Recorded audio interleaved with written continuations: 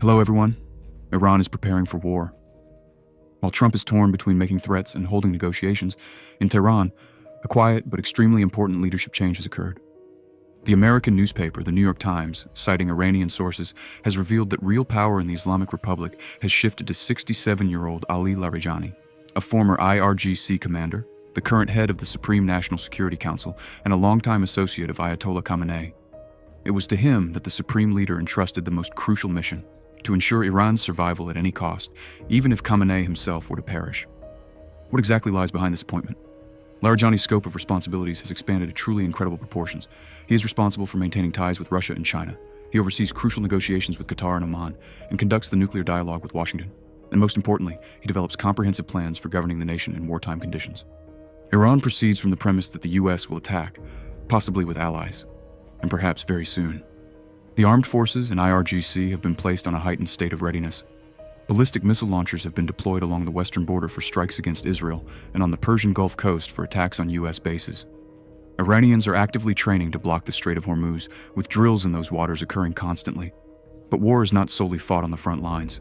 Khamenei has also issued specific directives in the event of internal unrest. Special forces, intelligence agents, and militiamen will be on the streets, besieged in plain clothes. There will be checkpoints, filtration, and a search for foreign agents. The lessons of the sudden attack by Israel in the US in June 2025 have been learned.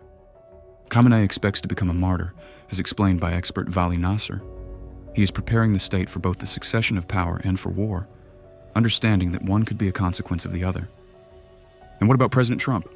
Western media outlets are reporting the American president has completed the strike preparation phase, and in the coming days, he will make his decision.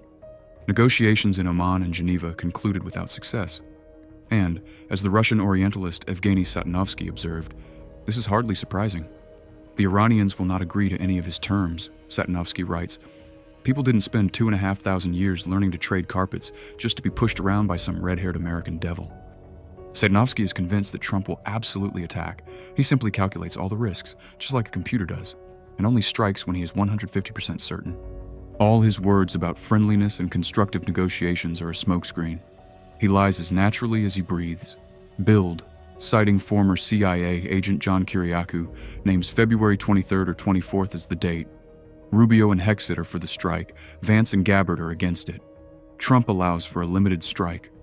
The Wall Street Journal writes about a possible escalation to a large-scale campaign. Exos even reports on a possible option for the elimination of Khamenei and his son. Iran's foreign minister, Abbas Araghchi, stated in an interview with CBS, "If the United States attacks us, we will have every right to defend ourselves." He admitted that missiles would not reach U.S. territory. So there will be a strike targeting bases in the region. Meanwhile, Araghchi is a diplomat. He calls for peace. Iran will not abandon uranium enrichment. This is a sovereign right. But a preliminary draft of the agreement the parties can discuss in Geneva on Thursday. Iran is preparing for the worst.